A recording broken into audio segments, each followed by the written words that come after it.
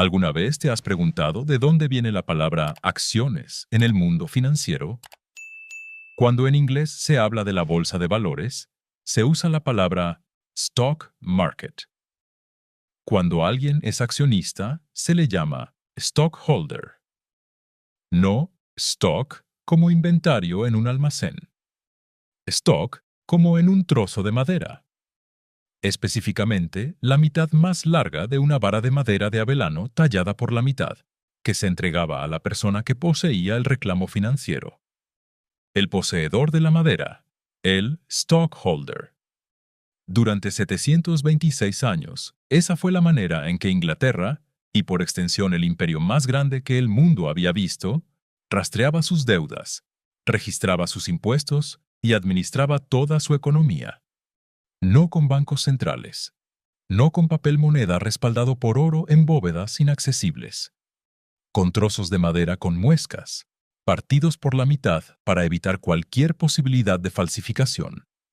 Una mitad para el acreedor, otra para el deudor. Las vetas de la madera encajaban de manera tan absolutamente perfecta que la falsificación no era un delito difícil, era una imposibilidad física. Este sistema construyó un imperio. Y luego, en 1834, el gobierno ordenó quemar hasta el último palo de madera.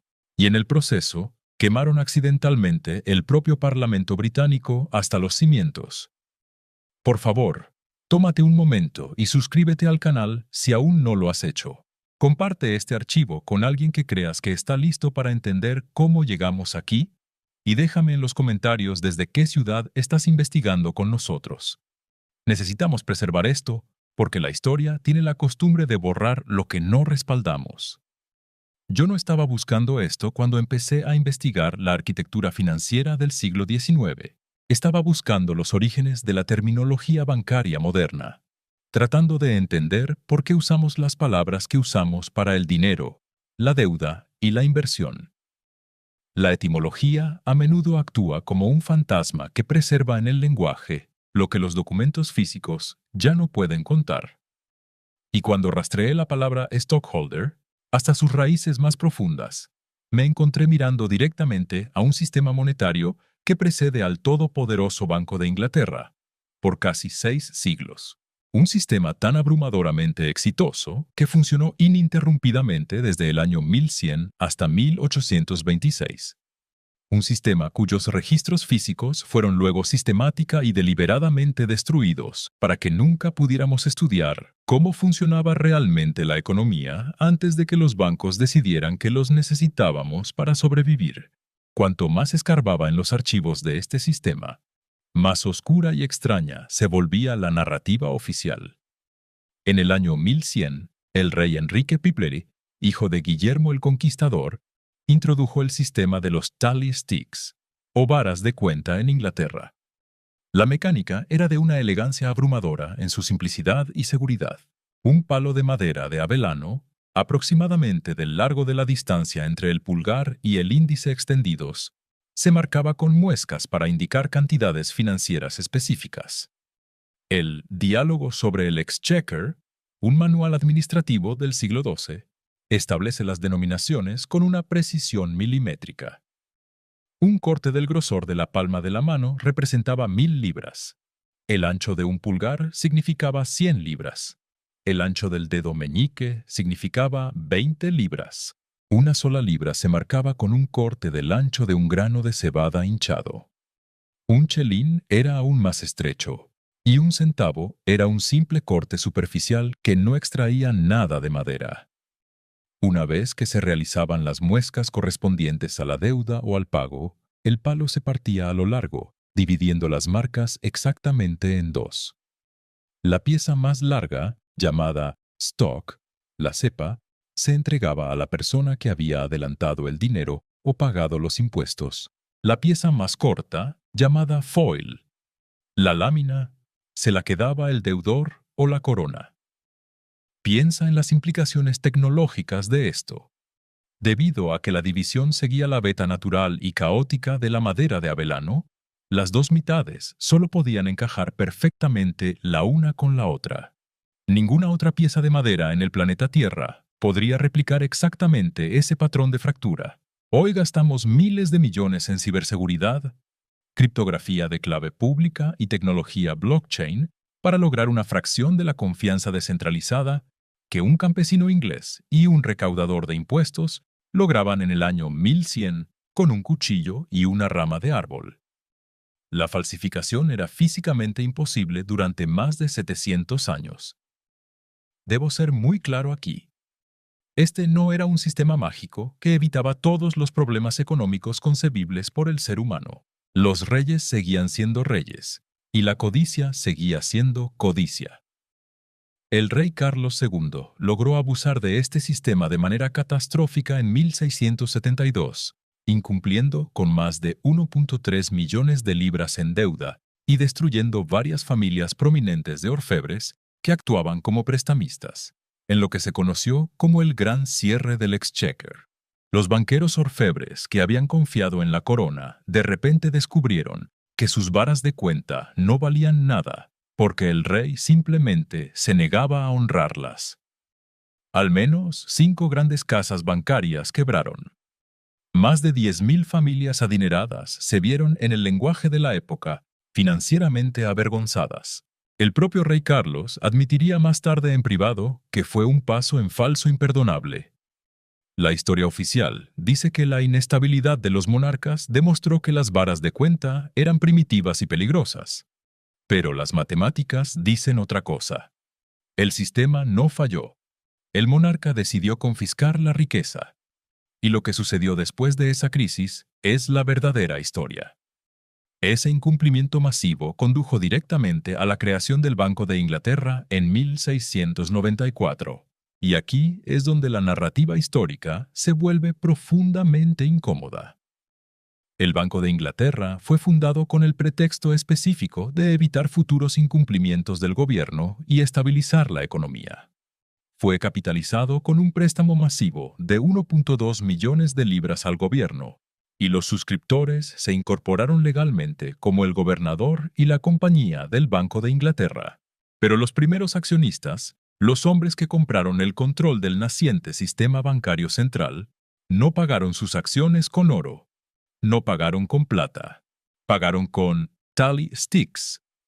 La ley bancaria de 1697 permitió que hasta el 80% de los aumentos de capital del banco se pagaran en varas de cuenta.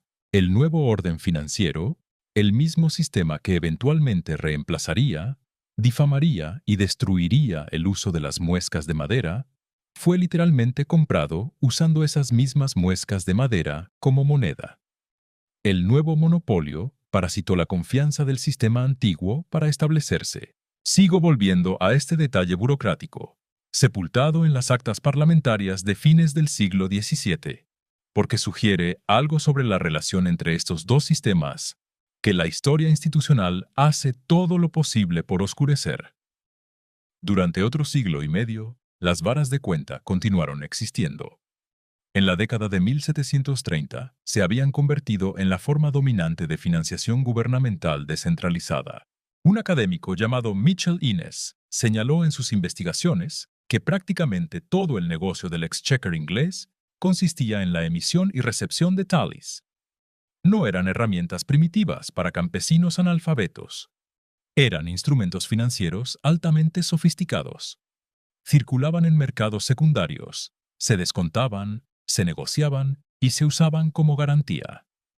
Funcionaban como bonos del gobierno, recibos de impuestos y moneda fiduciaria simultáneamente.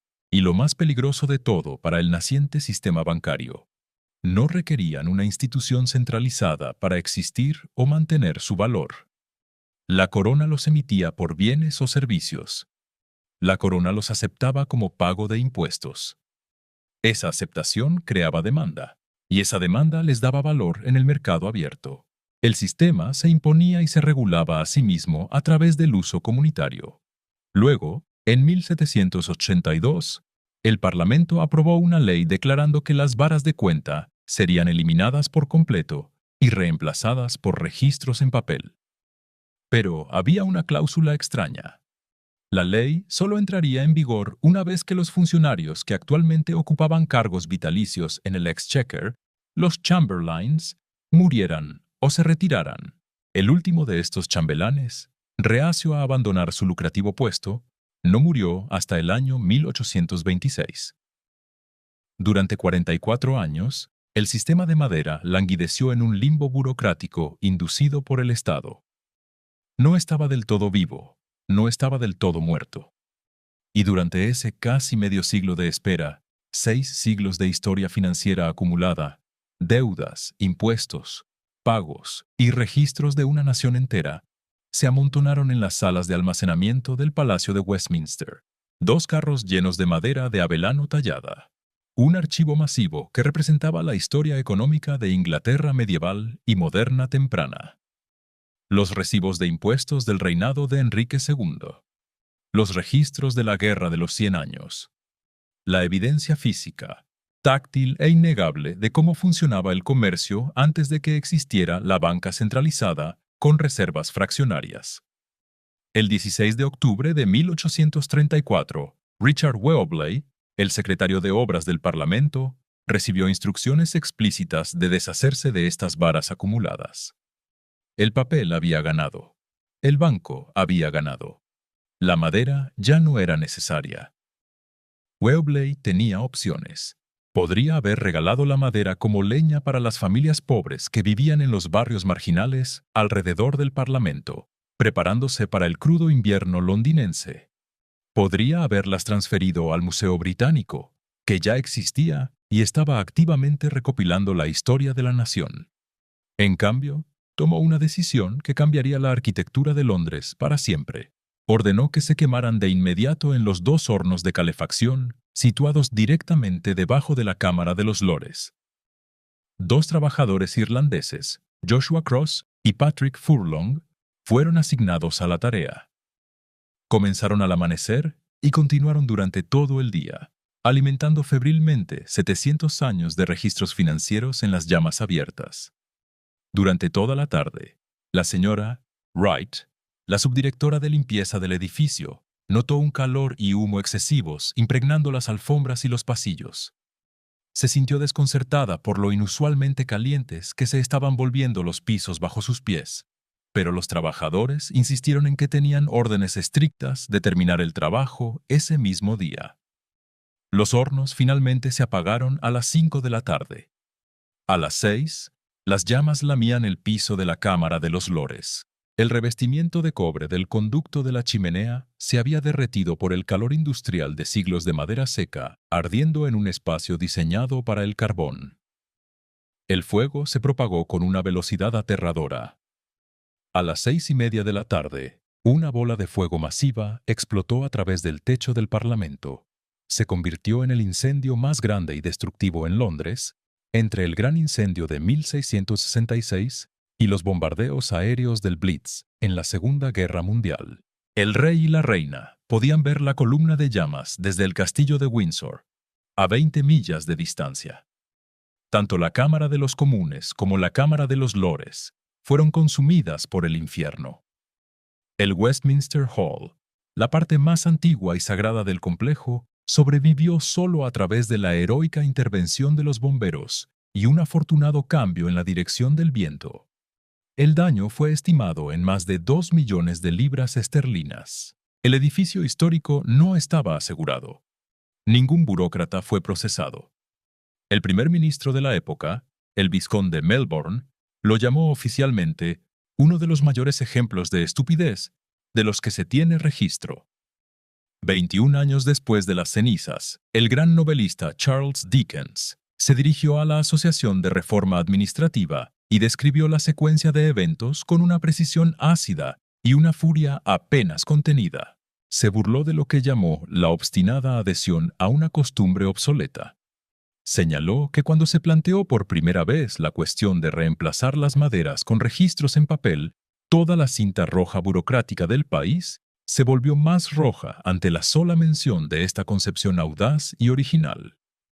Tomó desde 1782 hasta 1826, solo para abolir legalmente el uso de los palos. Luego tomó otros 8 años decidir quemarlos. Y al quemarlos, destruyeron la propia sede del gobierno nacional. Dickens encontró esto sombríamente apropiado. La burocracia que no podía reformarse a sí misma de manera sensata, se las arregló para prenderse fuego a sí misma. Pero aquí es donde el detalle histórico me perturba más profundamente que cualquier fuego. En 1850, apenas 16 años después del incendio que destruyó el Parlamento y el Archivo Nacional de Tallis, Alfred Smee, el cirujano residente y analista del Banco de Inglaterra, informó de algo absolutamente aterrador. Había estado investigando los pocos especímenes sobrevivientes de varas de cuenta que aún estaban en posesión de los archivos privados del banco, tratando de entender exactamente cómo habían sido leídos por los contables durante generaciones. Su conclusión fue contundente. Ningún caballero en todo el Banco de Inglaterra recuerda el modo de leerlos. Piénsalo. 726 años de uso diario, continuo, universal y nacional. 16 años de olvido institucional. Los registros físicos habían desaparecido. La memoria institucional y técnica de cómo el dinero funcionaba realmente antes de la deuda en papel había desaparecido por completo. Solo quedaba la etimología. Stock, stockholder. El fantasma de un sistema financiero peer-to-peer preservado en el lenguaje, mientras la evidencia física que podría amenazar el nuevo orden bancario se convertía en humo. No estoy pidiendo que me creas. Estoy pidiendo que lo verifiques. Busca la historia del Tally Stick. Busca las actas de 1834.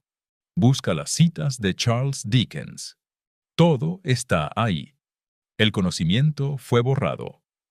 ¿Cómo es posible que una civilización entera olvide la infraestructura central de su propia supervivencia comercial en menos de 2 décadas? No ocurre por accidente. Ocurre porque se implementa un sistema nuevo que requiere que el viejo no solo sea reemplazado, sino que se vuelva incomprensible. No es coincidencia. Es un patrón que se repite con una precisión inquietante a lo largo de los siglos XIX y XX. Si miras de cerca la línea de tiempo, verás que la destrucción del sistema de Tally Sticks en Londres en 1834 es solo el presagio de una ola global de borrado institucional. Una ventana temporal muy específica entre 1850 y 1930, donde los registros, las alternativas económicas y las identidades fueron barridos bajo la alfombra de la historia oficial. Considera lo que descubrimos en el Censo de Estados Unidos de 1890. Un registro masivo de 63 millones de personas que detallaba exactamente quiénes eran los estadounidenses, qué propiedades tenían, de dónde venían y si tenían deudas. Ese censo fue guardado fuera de la bóveda ignífuga y en 1921 se quemó. Lo que sobrevivió al agua y al humo se pudrió en un almacén durante 12 años. Y luego, en 1933, el gobierno firmó una orden para destruir los restos. Destruyeron el documento poblacional más importante de América justo el día antes de poner la primera piedra del edificio de archivos nacionales. ¿Quién se beneficia de que la gente no pueda rastrear sus linajes, sus propiedades, sus reclamos ancestrales antes de 1890? Exactamente los mismos poderes que se benefician de que nadie en Inglaterra sepa cómo comerciar sin pagar intereses a un banco central. Mira a tu alrededor en el siglo XIX. Es la misma época en la que las ciudades estadounidenses implementaban el modelo de company towns, pueblos de empresa, donde a los mineros y trabajadores ya no se les pagaba con moneda nacional, ni mucho menos con crédito mutuo entre vecinos. Se les pagaba con scrip, vales de papel que solo tenían valor en la tienda de la compañía. Reemplazaron las redes de confianza mutua cara a cara, el mismo tipo de confianza que hacía funcionar a los Tally Sticks, por una dependencia forzada.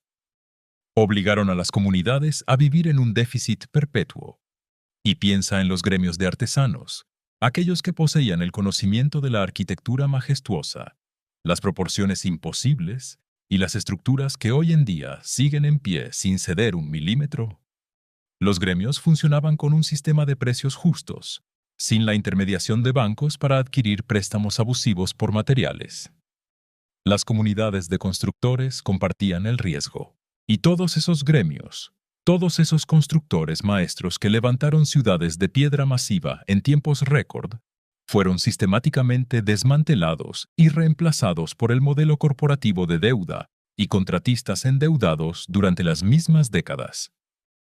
Si alguna vez has intentado investigar la genealogía de tu propia familia, sabes de lo que estoy hablando. Empiezas con entusiasmo, recopilas certificados de nacimiento de tus abuelos, buscas en bases de datos en línea, vas retrocediendo año tras año, y de repente chocas con un muro de ladrillos. La línea se corta. Alrededor de 1870, 1880 o 1890, los registros simplemente dejan de existir. Los nombres cambian. Los certificados de nacimiento no eran obligatorios. Los registros del condado se incendiaron en lo que los genealogistas llaman extrañamente burned counties, condados quemados, donde misteriosamente el 40% de los tribunales del sur de Estados Unidos perdieron todos sus registros de propiedad e identidad por el fuego en el lapso de unas pocas décadas. Un fuego en Londres que destruye 700 años de historia económica. Cientos de fuegos en cortes de justicia que destruyen reclamos de tierras y nacimientos. Un fuego en el Departamento de Comercio que borra a 63 millones de almas del mapa genealógico. ¿Ves el mecanismo sistémico? No necesitas una conspiración de hombres en túnicas en una habitación oscura. Solo necesitas burocracia, negligencia fabricada y el incentivo financiero de monopolizar el poder. Cuando el Banco de Inglaterra quiso consolidar su dominio absoluto sobre la emisión de deuda nacional, los registros físicos del antiguo sistema descentralizado no fueron archivados con cuidado en museos para el estudio de futuros economistas. Fueron lanzados a una caldera industrial por peones analfabetos que solo seguían órdenes para limpiar el sótano. Y cuando el edificio entero colapsó en llamas, la evidencia de que una alternativa al monopolio bancario alguna vez existió y funcionó magníficamente, se convirtió en cenizas flotando sobre el río Támesis. Hoy, todo el lenguaje de nuestras finanzas es el eco de un mundo que fuimos forzados a olvidar. Hablamos de ir en corto, shorting, o ir en largo, going long, en el mercado de valores. Esos términos no nacieron en las computadoras de Wall Street, provienen de las mitades del palo de Avelano. Si sostenías la parte más larga, long, eras el acreedor. Si te quedabas con la parte más corta, short, eras el deudor. Cada vez que miras tu aplicación de inversiones y verificas tus acciones, estás invocando el vocabulario de un trozo de madera ranurada que el gobierno decidió quemar porque demostraba que las personas podían confiar las unas en las otras sin necesidad de pagar una comisión a un intermediario institucional. El lenguaje recuerda lo que los documentos y las escuelas ya no pueden. Podrías pensar que esto es solo una anécdota peculiar de la contabilidad medieval. Una nota al pie en la historia de la contabilidad. Pero te pido que mires la imagen completa. Un sistema que sobrevive guerras, pandemias, cruzadas y el colapso del feudalismo.